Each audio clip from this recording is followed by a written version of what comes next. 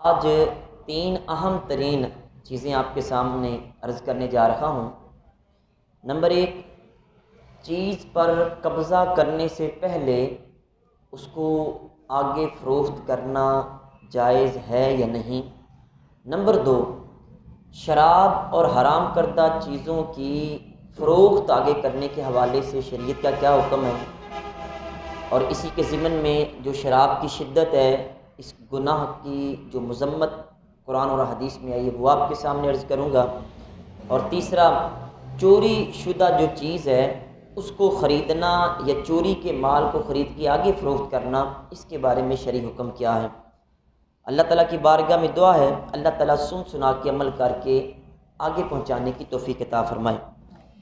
عزیز سامعین محترم، کریم آقا صلی اللہ علیہ وآلہ وسلم سے حضرت حکیم بن حزام رضی اللہ تعالیٰ عنہ روایت کرتے ہیں، کہتے کہ نہانی رسول اللہ صلی اللہ علیہ وسلم ان ابیہ ما لیس عندی، کہ حضور صلی اللہ علیہ وسلم نے مجھے اس بات سے منع کیا کہ میں وہ چیز فروخت کروں، آگے بیچ دوں جو میرے پاس موجود نہیں ہے، یعنی چیز ابھی میرے پاس موجود نہیں ہے، اس کو آگے میں بیچ دوں، اس چیز سے حضور علیہ الصلوۃ والسلام نے مجھے منع کیا ہے۔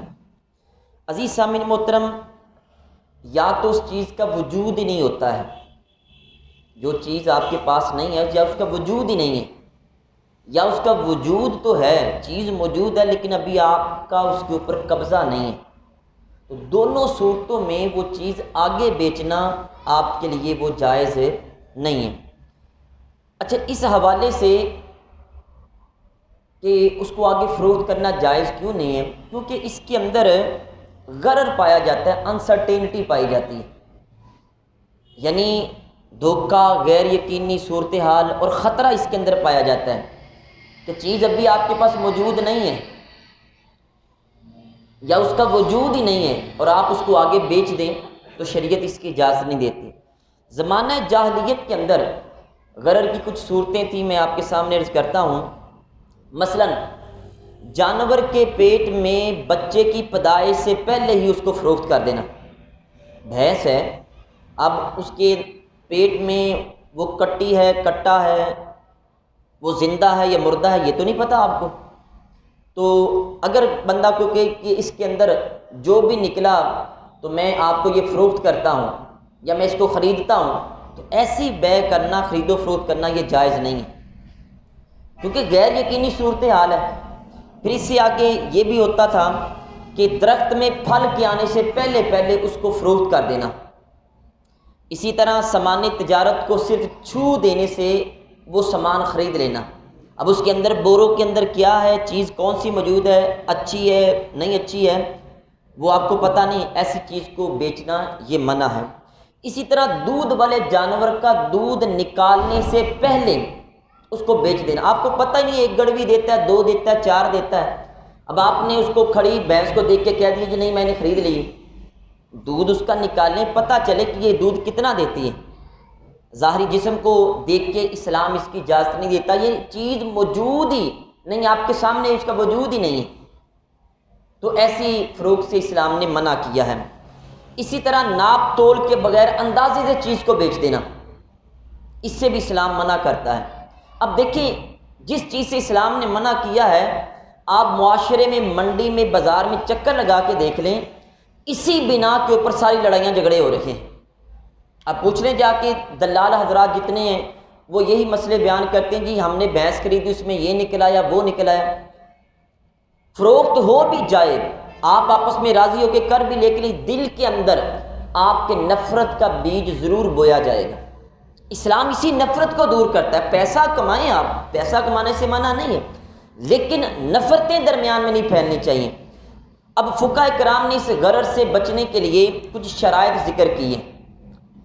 وہ کہتے ہیں کہ آپ کو چیز کی جنس کے بارے میں معلوم ہونا چاہیے، مثلا وہ جنس کون سی ہے، چاول ہے یا گندم ہے، جو آپ خرید رہے ہیں، جو بیچ رہے ہیں، آپ کو پتہ ہونا چاہیے چاول ہے یا گندم ہے۔ نمبر 2، اس کی نوع، اس کی جو کائنڈز ہے اس کے بارے میں پتہ ہو کہ یہ جو چاول بیچ رہے ہیں یہ باسمتی کا چاول ہے یا عام چاول ہے، یعنی اس کے بارے میں بھی آپ کو پتہ ہو۔ نمبر 3، اس کی جو کوالٹی ہے، معیار ہے، اس کے بارے میں بھی پتہ ہو کہ یہ اعلیٰ معیار کا ہے یا کم معیار کا ہے۔ نمبر 4، اس کی جو کوانٹٹی ہے اس کے بارے میں پتہ ہو، اس کی مقدار اس کی کتنی ہے، یہ کتنے من ہے، کتنے کلو ہے، یہ سارے کے بارے میں پتہ ہو۔ ایسی چیزوں کے بارے میں پتہ ہو تو پھر اس کو آگے فروخت کرنا یہ جائز ہے۔ ادروائز اگر کوئی بھی شرط مفقود ہوتی ہے تو اسلام اس کو آگے فروخت کرنے کی اجازت نہیں دیتا ہے۔ اب میں 2-3 مثالیں آپ کو اپنے معاشرے کی اس کے حوالے سے دیتا ہوں۔ بعض دفعہ ایسے ہوتا ہے کہ بندہ کسی کو ٹھیکہ دیتا ہے، جی یہ مکان تیار کر دیں، ٹھیکہ دینا یہ جائز ہے، یعنی آرڈر کے اوپر آپ چیز تیار کرواتے ہیں، یہ جائز ہے۔ آپ کہتے ہیں جی میں آپ کو آرڈر دیتا ہوں، یہ مکان تیار کر دیں، اتنے میں اس کے پیسے دوں گا آپ کو، یہ بالکل ٹھیک ہے، جائز ہے۔ اب اس نے وہ آپ کو مکان تیار کر دیا، شروع کر دیا، ابھی مکان مکمل بنا نہیں ہے، مارکیٹ کے اندر وہ دکان یا مکان اس کا ریٹ بڑھ گیا ہے، تو آپ اس کو آگے فروخت کر دیں، یہ جائز نہیں ہے۔ کیوں کہ ابھی وہ تو تیار ہی نہیں ہوا ہے، اگر تیار ہو بھی گیا ہے تو آپ نے اس کے اوپر قبضہ ہی نہیں کیا۔ تو حضور علیہ الصلوۃ والسلام نے، صحابی کہتے ہیں مجھے منع کیا کہ جو چیز میرے پاس موجود نہیں ہے اس کی میں بیع نہیں کر سکتا، آگے فروخت نہیں کر سکتا، ابھی آپ نے قبضہ ہی نہیں کیا۔ لیکن یہاں پہ یہ ہوتا ہے مکان ابھی تعمیر ہو رہا ہوتا ہے، دکان فلیٹ بن رہا ہوتا ہے، تو بیسیوں لوگوں تک آگے اس کو فروخت کر دیا جاتا ہے۔ اسی طرح ہمارے معاشرے میں یہ بھی ایک پریکٹس جاری ہے کہ پھل آنے سے پہلے پہلے اس کو فروخت کر دیا جاتا ہے۔ مثلا باغ ہے، امرودوں کا باغ ہے، تو آپ یہ کہہ دیں جی میں نے یہ باغ آپ کو فروخت کیا، یعنی درخت آپ کے ہیں، زمین آپ کی ہے، اس کے اوپر جو لگنے والا پھل ہے وہ آپ کو فروخت کر دیں، حالانکہ پھل تو بھی لگا ہی نہیں ہے، چاہے جائے کہ اس کا بور بھی اوپر لگا ہو تو پھر بھی فروخت کرنا جائز نہیں ہے۔ کیوں؟ ہو سکتا ہے کہ رات کو اندھیری چلے، وہ سارا کے سارا بور گر جائے، پھل تیار بھی ہو جائے تو تیار ہونے کے بعد ہو سکتا ہے اس کے اندر کیڑا پڑ جائے، یعنی آپ نے اس کو 1,00,000 روپے کا وہ فروخت کیا کہ اس سال اس کا جتنا بھی پھل آئے گا وہ آپ فروخت کر لیں، ہو سکتا ہے اس میں سے 1 روپے کا بھی نہ نکلے، سارے کے سارا ضائع ہو جائے، یا ہو سکتا ہے آپ نے 1,00,000 کا وہ بیچا وہ 10,00,000 کا ہو جائے، تو یہ غیر یقینی صورتحال پیدا ہوگی، اور یہ پریکٹس ہمارے عام جاری ہے۔ اگر آپ کسی کو کہیں تو وہ ناراض ہو جاتے ہیں۔ دیکھیں بھائی، یہ فیصلے ہمارے نہیں ہیں، یہ اللہ اس کے رسول کے ہیں، اور یقین مانیں اسی کے اندر بہتری ہے۔ اگر آپ اس سے سرے منہ انحراف کریں، ایک بال برابر بھی ادھر ادھر جائیں تو یقیناً آپ کو نقصان ہوگا۔ آپ دیکھ لیں معاشرے میں 10 سال سے ان کا کاروبار ایسے چل رہا ہے، 11ویں سال ضرور ان کی لڑائی ہوگی، آپس میں نفرتیں پیدا ہوگی، کیونکہ اسلام نے جس کاروبار سے منع کیا ہے اس سے رک جانا چاہیے، وگرنہ انسان کو پیسہ تو مل جائے گا، دنیا بھی تباہ ہوگی، آخرت بھی اس کی تباہ ہوگی۔ پھر عزیز سامعین محترم، اس سے آگے چلیں، حرام چیزوں کی خرید و فروخت۔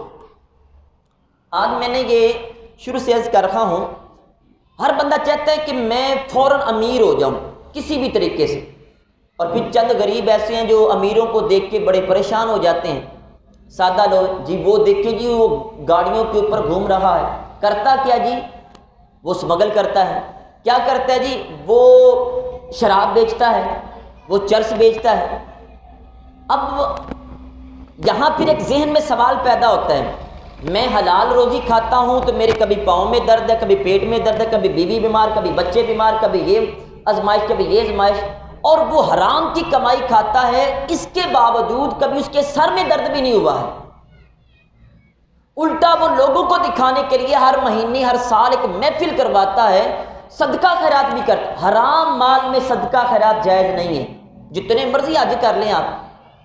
اب اس کی چھوٹی سی مثال میں آپ کے سامنے عرض کروں، دیکھیں کپڑے آپ اس کے اوپر گوبر لگ جائے تو پیشاب کے ساتھ آپ اس کو صاف کریں، ظاہری صاف تو ہو جائیں گے نا، پیشاب بھی پانی ہے نا، تو کیا اس کے وہ ظاہری طور پہ اس کا جو نشان ہے، وہ رنگ ہے، وہ زائل ہو جائے، دور ہو جائے، کیا کپڑا پاک ہو جائے گا؟ اسی طرح آپ حرام کمائی سے جتنے مرضی حج کر لیں، جتنی مرضی محفلیں کروا لیں، اس کا کوئی فائدہ نہیں ہوتا ہے۔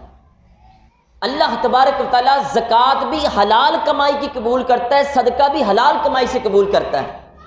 اب عزیز سامعین محترم پریشان نہ ہوا کریں کہ جی وہ بہت 2 نمبری کرتا ہے کاروبار میں اور اس کو سر درد بھی نہیں ہوا اور وہ توبہ بھی نہیں کرتا، اور بھائی اس سے بڑا اس کے اوپر عذاب کون سا نازل ہو کہ اللہ اس کو توبہ کی توفیق ہی نہیں دے رہا ہے۔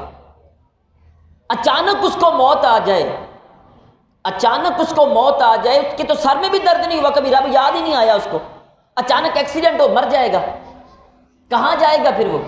اور آپ وہ ہو کہ ایک لقمہ اگر شک والا گلے میں حلق سے نیچے اتر جائے تو پیٹ میں درد شروع ہو جاتا ہے، بندہ فوراً رب سے معافیاں مانگتا ہے، یار تو بڑا خوش نصیب ہے کہ اللہ تعالیٰ تجھ کو اپنے سے دور نہیں کرنا چاہتا ہے، تیرے اوپر رب کی رحمت ہے، تجھے حرام کمائی پچنے ہی نہیں دیتا ہے۔ وہ عام اکثر سنا جی حرام مجھے راس نہیں آتا ہے، اس جملے کے پیچھے یہ ہے کہ آپ دیکھیں کہ آپ حرام لقمہ ایک بھی کھا لیں تو آپ کے دل کو سکون نہیں ملتا، پریشان رہتے ہیں، ساری رات بے چینی میں گزرتی ہے، اس سجدے کا کوئی فائدہ نہیں ہے جو سجدہ کر رکھے ہیں لیکن سر پہ ٹوپی حرام کی کمائی کی ہے، کپڑے حرام کی کمائی پہ ہیں۔ عزیز سامعین محترم، میرے کریم آقا صلی اللہ علیہ وسلم نے حرام چیزوں کی کمائی سے منع کیا ہے، ان کو بیچنا، خریدنا، کاروبار ان کا کرنا وہ منع کیا ہے۔ اس سے پہلے کہ ہم اس کے بارے میں بیان کریں، مثلا شراب ہے تو شراب کی خرید و فروخت یہ منع ہے۔ میرے کریم آقا صلی اللہ علیہ وسلم نے شراب کی خرید و فروخت سے منع کیا، لیکن اس سے پہلے میں نے یہ سوچا کہ میں شراب کے حوالے سے ڈیٹیل سے آپ کے سامنے عرض کروں کہ شراب کی مذمت کس حد تک اسلام نے بیان کی ہے۔ میرے کریم آقا صلی اللہ علیہ وآلہ وسلم نے فرمایا کہ من شارب الخمر لم یرد اللہ عنہ 40 لیلہ، جس بندے نے شراب پی 40 راتوں تک رب سے ناراض ہو جاتا ہے۔ مجھے یہ پتہ چلے نا میرا فلاں استاد یا میرے والد صاحب یا فلاں بندہ مجھ سے ناراض ہے، میرا دوست مجھ سے ناراض ہے، تو پھر کبھی اپنے دل کی کیفیت دیکھنا اور کبھی ٹھنڈے دماغ سے سوچنا کہ یار میرا رب جس نے مجھے پیدا کیا مجھ سے ناراض ہو گیا ہے، یار پیچھے بچتا ہی کیا ہے بندے کے پاس؟ میرا رب 40 راتوں تک اللہ اس سے ناراض ہو جاتا ہے۔ اور فرمایا فَإِن مَاتَ کافرا، اگر وہ بندہ اسی حالت میں مر گیا تو کفر کی حالت میں مرے گا۔ اور پھر فرمایا وَإِن تَابَ تَابَ اللَّهُ عَلَيْهِ، اگر وہ توبہ کرے تو اللہ توبہ قبول کرتا ہے۔ وَإِنْ عَادَ كَانَ حَقًّا اللَّهِ أَن يَسْقِيَهُ مِن طِيبَةِ الْخَبَالِ، اور اگر دوبارہ شراب پینے کی طرف لوٹ آئے تو اللہ تعالیٰ فرماتا ہے میرے اوپر لازم ہے کہ میں اس کو طینۃ الخبال میں سے پلاؤں۔ صحابہ نے عرض کی حضور یہ طینۃ الخبال کیا ہے؟ فرمایا صدید اہل النار، یہ جہنمی لوگوں کی پیپ ہے، جو ریشہ نکلتا ہے یہ پیپ ہے، اس بدبخت کو پلائی جائے گی جو شراب کا عادی ہے۔ اور ہمارے ہاں یہ اتنا بڑا عیب نہیں سمجھا جاتا، نعوذ باللہ من ذالک۔ پھر اس سے آگے چلیں، میرے کریم آقا صلی اللہ علیہ وآلہ وسلم کے پیارے صحابی تیز عثمان غنی رضی اللہ تعالیٰ عنہ آپ ایک بات بیان فرماتے ہیں، اور یہ سنن نسائی کے اندر یہ موجود ہے، فرماتے ہیں کہ شراب پینے سے بچا کرو، شراب سے بچا کرو۔ فرمایا کہ یہ ام الخبائث ہے، یعنی تمام گناہوں کی یہ جڑ ہے، شراب تمام گناہوں کی جڑ ہے۔ اور اسی شراب کے اندر جو جتنے بھی نشے ہیں، چرس ہے، فیم ہے، گٹکا ہے، نسوار ہے، یہ جو نشہ انسان کو کرتی ہیں یہ ساری چیزیں اس کے اندر آتی ہیں۔ اس کی مزید وضاحت میں عرض کرتا ہوں تو آپ نے ایک واقعہ بیان کیا، فرماتے کہ تم سے پہلے ایک شخص تھا جو بڑا ہی نیکوکار تھا، کسی عورت کا اس کے اوپر دل آ گیا، اس نے اپنی نوکرانی کو بھیجا اور کہا کہ اس کو اسی طریقے سے ورگلا کے میرے گھر میں لے کے آؤ۔ وہ نوکرانی اس کے پاس گئی، جا کے اس نے کہا کہ دیکھو ہم نے تم سے کوئی گواہی لینی ہے، اب نیک بندے ہو تو ذرا میری مالکن تمہیں بلا رہی ہے تو آپ آئیں۔ جیسے ہی وہ نیک شخص گھر میں داخل ہوا اس نے کنڈے لگا دی، دوسرے تیسرے کمرے میں جیسے جیسے وہ آگے جا رہا تھا پیچھے سے وہ دروازہ بند کیے جا رہی تھی۔ جب وہاں آگے گیا تو دیکھا وہ خوبصورت نوجوان عورت اس کے سامنے آ گئی، تو اس نے کہا کہ یہ کیا ماجرا ہے؟ اس نے کہا ہم نے تمہیں گواہی کے لیے نہیں بلایا بلکہ اس لیے بلایا ہے کہ تم میرے ساتھ منہ کالا کرو۔ اس نے کہا کہ میں اللہ سے ڈرتا ہوں، میں ایسا معاملہ نہیں کر سکتا۔ اس نے کہا کہ تمہارے پاس 3 آپشنز ہیں، ان میں سے ایک تمہیں کرنی پڑے گی۔ اس نے کہا وہ کیا؟ کہا کہ نمبر 1 یا تو میرے ساتھ منہ کالا کرو، زنا کرو، یا پھر یہ پیالہ شراب کا ہے یہ پی لو، یا پھر یہ لڑکا میرے پاس ہے اس کو قتل کر دو۔ تینوں میں سے ایک کام تجھے کرنا پڑے گا ورنہ یہاں سے واپس نہیں جا سکتے۔ اب وہ سوچتا رہا کہ کیا کروں، زنا کروں، شراب پیوں یا قتل کروں۔ اس نے کہا چلو شراب کا ایک پیالہ ہے، ایک گلاس ہے، پی لیتا ہوں۔ اس نے وہ پی لیا۔ جیسے ہی پیا پھر دوسرے کی طلب کی، پھر تیسرے کی طلب کی، حتیٰ کہ جب نشے کے اندر وہ مخمور ہو گیا، اس نے پھر زنا بھی کیا اور اس لڑکے کو بھی قتل کر دیا۔ حضرت عثمان غنی ذو النورین رضی اللہ تعالیٰ عنہ فرماتے ہیں کہ یہ جو شراب ہے جب بندہ پی لیتا ہے، فرمائے فَإِنَّهَا وَاللَّهِ لَا يَجْتَمِعُ الْإِيمَانُ وَإِدْمَانُ الْخَمْرِ، فرمائے عادی شرابی ہونا اور ایمان یہ دونوں قسم با خدا اکٹھے نہیں ہو سکتے۔ جہاں شراب ہوگی وہاں ایمان چلا جائے گا، جہاں ایمان ہوگا وہاں سے شراب چلی جائے گی، دونوں اکٹھے نہیں ہو سکتے۔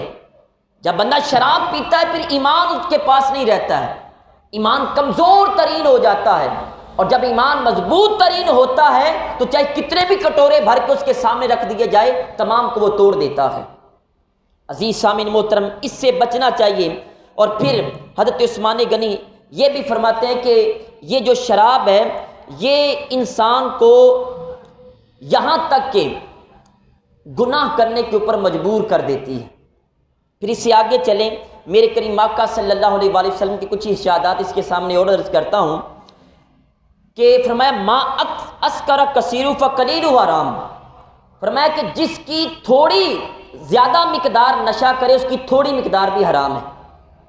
اب ہمارے معاشرے میں یہ بات جب نوجوان اکٹھے ہوئے ہوتے ہیں نا گاؤں میں، تو مجھے بڑا افسوس ہوتا ہے کہ ایک لفظ پنجابی میں بولا جائے ٹچکر کرنا، یعنی مذاق ٹھٹھا کرنا۔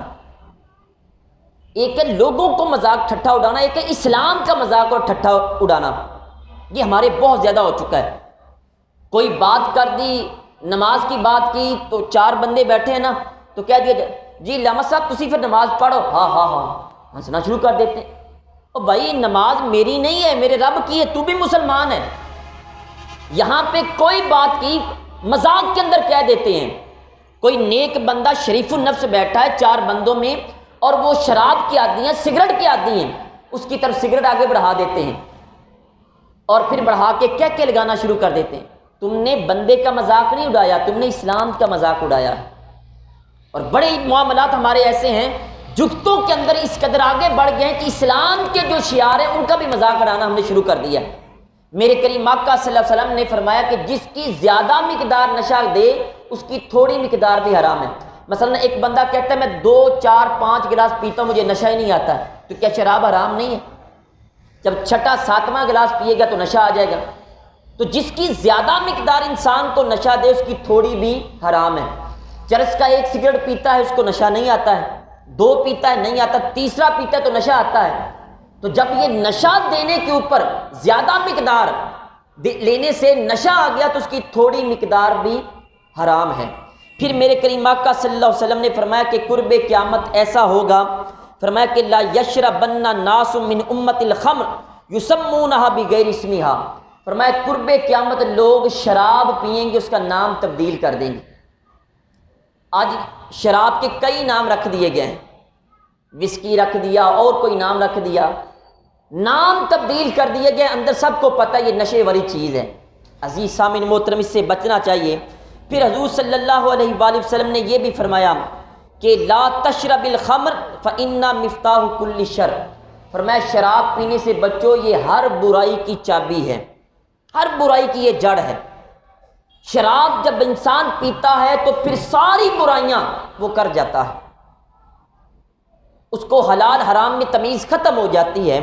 پھر میرے کریم آقا صلی اللہ علیہ وسلم نے یہاں تک فرمایا کہ اگر آپ کی زندگی میں کوئی ایسے آپ کے دوست ہیں جن کے دسترخوانوں کے اوپر شراب کی بوتلیں بھی آتی ہیں، کھانے کے ساتھ وہ بھی پیتے، کہتے جی وہ پیتے میں نے کبھی کچھ نہیں کیا، وہ چرس پیتے میں نے کبھی کچھ نہیں کیا، میں تو صرف بیٹھا ان کو تلقین کرتا رہتا ہوں، ساتھ کھانا بھی کھاتا ہے، دل کو سمجھانے کے لیے۔ یقین مانے حضور علیہ الصلوۃ والسلام کے یہ ارشاد سنیں، فرمایا کہ میرے کریم آقا صلی اللہ علیہ وسلم نے من کان یؤمن باللہ والیوم الاخر فلا یجلس علی مائدۃ یدار علیہم الخمر، فرمایا جس دسترخوان کے اوپر شراب کی بوتل یا کٹورا رکھا ہو وہاں جو اللہ رسول پہ ایمان رکھتا ہے وہ شخص بیٹھنا بھی پسند نہیں کرتا۔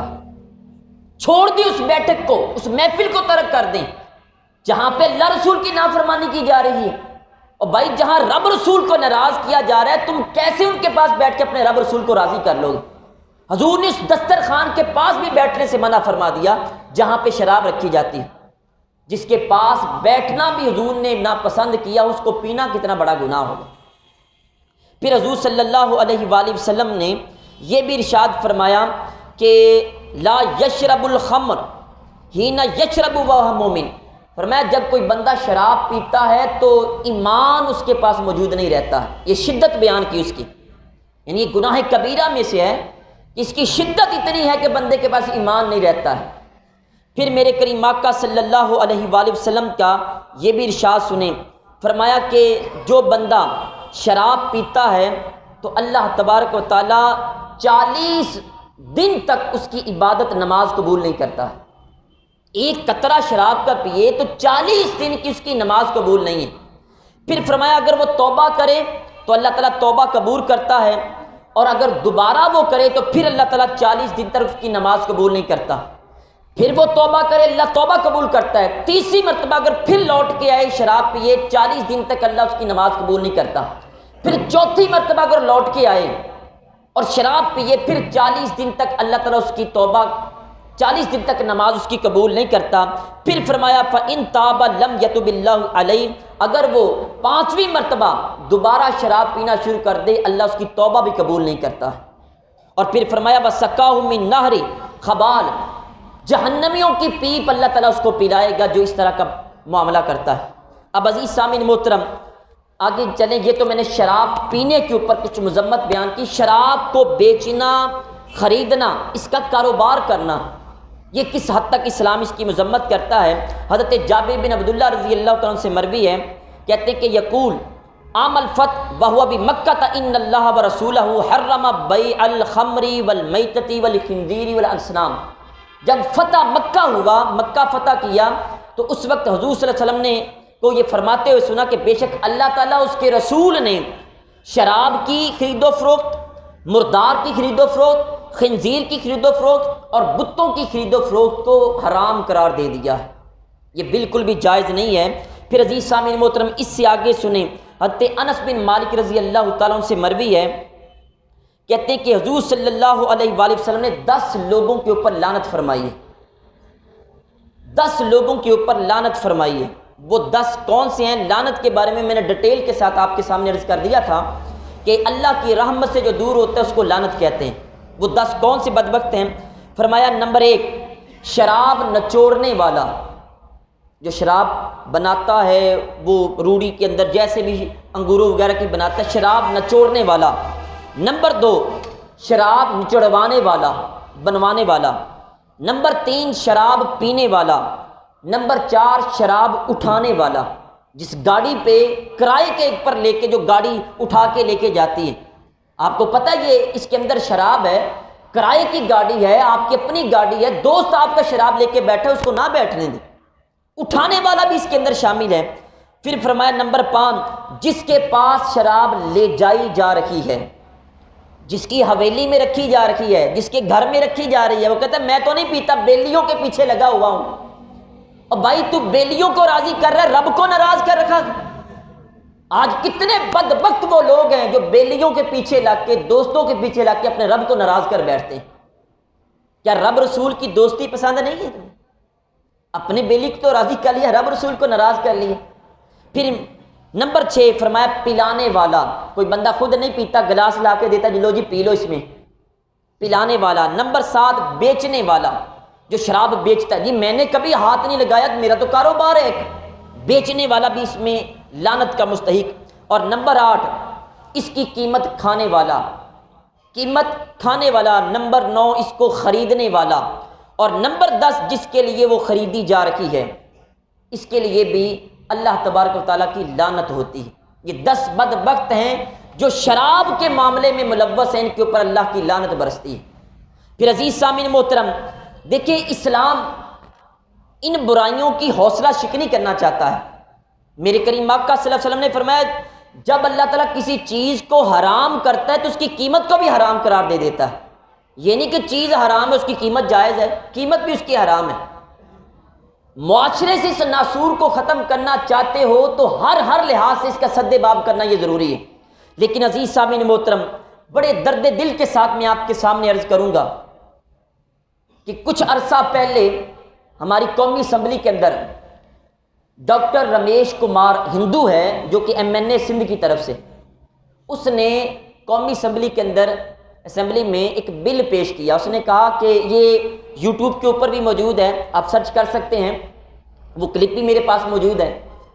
تو اس نے اسمبلی کے اندر کھڑے ہو کے کہا جی دیکھیں آج جو شراب خانے چل رکھے ہیں، جو لائسنسی لیے ہوئے ہیں لوگوں نے، وہ ہندوؤں کے نام کے اوپر لیے ہیں، اور اس نے کہا یہ شراب ہمارے دھرم کے اندر بھی جائز نہیں ہے، وہ ہندو ہو کے کہہ رہا ہے جائز نہیں ہے، لہٰذا ہمارے نام کے اوپر پرمٹ لے کے لائسنسز لے کے جو شراب خانے چلا رکھے ہیں، شراب کی خرید و فروخت کر رکھے ہیں، تو میں کہتا ہوں کہ اس کو منع کیا جائے، اور پوری اسمبلی میں یہ کہتا ہوں کہ آپ قرارداد پاس کریں کہ ان شراب خانوں پہ پابندی لگنی چاہیے۔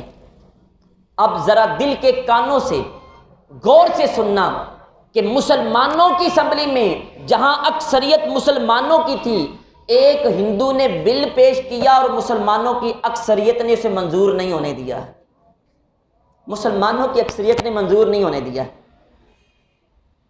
کیسے یہ مسلمان ہیں؟ اور ان کے میں نے پچھلے دنوں نام بھی ان کے پڑھے جن جن لوگوں نے ہاتھ کھڑے کر کے کہا جی ہم یہ نامنظور کرتے ہیں، مسلمان ہو کے کیا یہ اللہ رسول کے ساتھ کھلی جنگ نہیں ہے، ان کی نافرمانی نہیں ہے؟ پھر عزیز سامعین محترم، اسی طرح آگے چلیں کہ اس کے ساتھ ساتھ چوری شدہ جو چیز ہے اس کو خریدنا یا بیچنا یہ ناجائز ہے۔ میرے کریم آقا صلی اللہ علیہ وسلم کا یہ واضح ارشاد ہے، فرمایا کہ من اشترى سرقة وهو يعلم انها سرقة فقد اشرک فی آریہا و اسمیہا، فرمایا جس نے چوری شدہ چیز کو خریدا اس کو پتہ بھی تھا یہ چیز چوری کی ہے۔ اب دیکھیں کہ نشئی بندہ اس کے پاس عربی کی کتابیں ہوں، یا نشئی بندہ اس کے پاس کوئی ایسی قیمتی چیز ہو، آپ کو پتہ ہے اس کو تو وہ گھر سے روٹی بھی دوسری نہیں دیتے، اس کے پاس چیز کہاں سے آ گئی، کنفرم آپ کو پتہ کہ یہ چوری کی ہے، تو لوگ اس کو خرید لیتے ہیں کیونکہ ان کو پتہ سستے داموں ان کو مل جانی ہے۔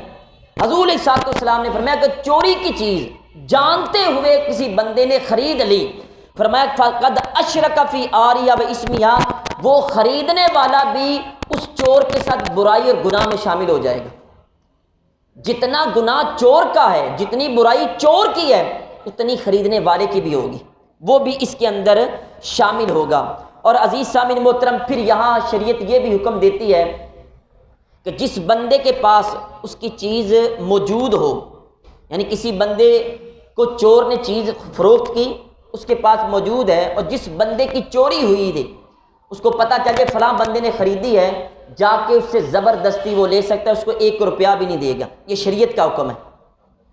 شریعت کہتی ہے وہ جا کے اس سے واپس لے، اور وہ جو خریدار ہے وہ خود جا کے چور کو تلاش کرے، جس نے اس کو بیچی اس سے پیسے اپنے کلیم اس سے لے۔ شریعت یہ کہتی ہے کہ جس بندے کی چیز ہے وہ اس سے جا کے اپنی چیز واپس لے سکتا ہے۔ عزیز سامعین محترم، ہمارے ہاں کچھ معاملات کے اندر ہم کہتے ہیں ہم تعاون کر رکھے ہیں، کچھ ایسے ناجائز کاروبار ہیں ہم وہ خرید و فروخت کہتے ہیں جی ہم تو لوگوں کے ساتھ تعاون کر رکھے ہیں، جبکہ اللہ تعالیٰ قرآن پاک میں فرماتا ہے وَتَعَاوَنُوا عَلَى الْبِرِّ وَالتَّقْوَىٰ، نیکی اور تقوی کے کاموں میں ایک دوسرے کے ساتھ کوآپریٹ کرو۔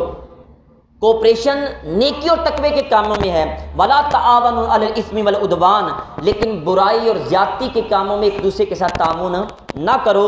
وَاتَّقُوا اللَّهَ، اللہ تعالیٰ سے ڈرو، إِنَّ اللَّهَ شَدِيدُ الْعِقَابِ، بے شک اللہ تعالیٰ بہت سخت سزائیں دینے والا ہے۔ عزیز سامعین محترم، آپ کے سامنے دسمبر سے لے کر اب تک میں نے کئی ایک موضوعات کے اوپر گفتگو کر کے آپ کو آگاہ کرنے کی کوشش کی ہے کہ جب تک حرام کمائی آپ کی جیب میں ہے، یقین مانے نہ عبادت قبول ہے نہ ریاضت آپ کی قبول ہے، کوئی خدمت خلق ایسی چیزیں قبول نہیں ہوتی۔ یہ یہاں لوگوں نے یہ بتا رکھا جی نہیں خدمت خلق میں رب ملتا ہے، جی وہ بہت اچھا بندہ ہے، جی بڑا بدماش تھا اور لوگوں سے امیروں سے پیسہ لوٹتا تھا، غریبوں میں تقسیم کرتا تھا، بڑے قصے بیان کیے جاتے ہیں، گاؤں گاؤں میں کیے جاتے ہیں، بڑا بدماش تھا لیکن امیروں کو لوٹتا تھا، غریبوں میں تقسیم کی۔ کئیوں کی بیٹیوں کی شادی کروائی تو کیا ہو گیا ہے؟ امیروں سے چھیننے کا کس نے حق دیا ہے؟ امیروں کو دولت دی کس نے ہے؟ رب نے دی ہے نا، تمہیں چھیننے کا کس نے حق دیا ہے؟ یہ ایسے ہمارے معاشرے کے اندر کچھ تجربات ہیں جنہوں نے معاشرے کو تباہی کی طرف لے گئے ہیں۔ اللہ تعالیٰ کی بارگاہ میں دعا ہے اللہ تعالیٰ اس سے بچنے کی توفیق عطا فرمائے۔